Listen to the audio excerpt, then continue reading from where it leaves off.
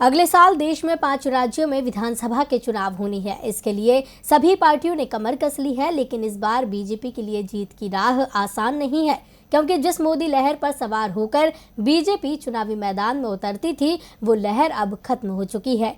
इसलिए बुद्धिजीवी ही पार्टी के लिए खतरे की घंटी बजा रही हैं।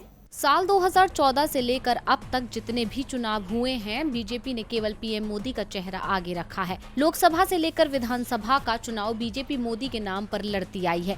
लेकिन क्या 5 राज्यों में होने वाले विधानसभा चुनाव में मोदी मैजिक बीजेपी को जीत दिला पाएगा? क्या मोदी लहर पर सवार होकर मिलेगी जीत? ये सवाल सियासी गलियारों में तब से उठाए जा रहे हैं जब से बीजेपी के दिग्गजों ने ही पार्टी के लिए खतरे की घंटी बजाई है। जम्मू के RS-पुरा में बीजेपी की ओर से आयोजित बुद्धिजीवियों की बैठक में पार्टी की नीति पर सवाल उठाए गए हैं।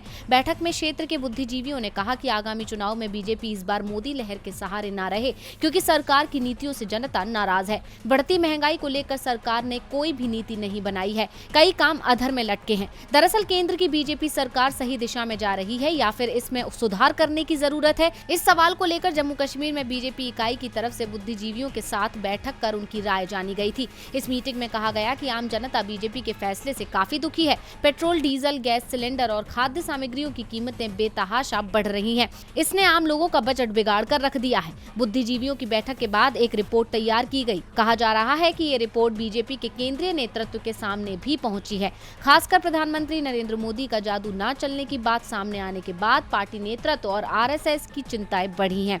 यानी साफ है कि मोदी लहर पर अब बीजेपी नेता ही सवाल उठाने लगे हैं। ऐसे में देखना होगा कि इस रिपोर्ट के बाद क्या पार्टी मोदी मैजिक के सहारे ही बैठेगी या फिर चेहरा बदलेगी। DV लाइव की रिपोर्ट।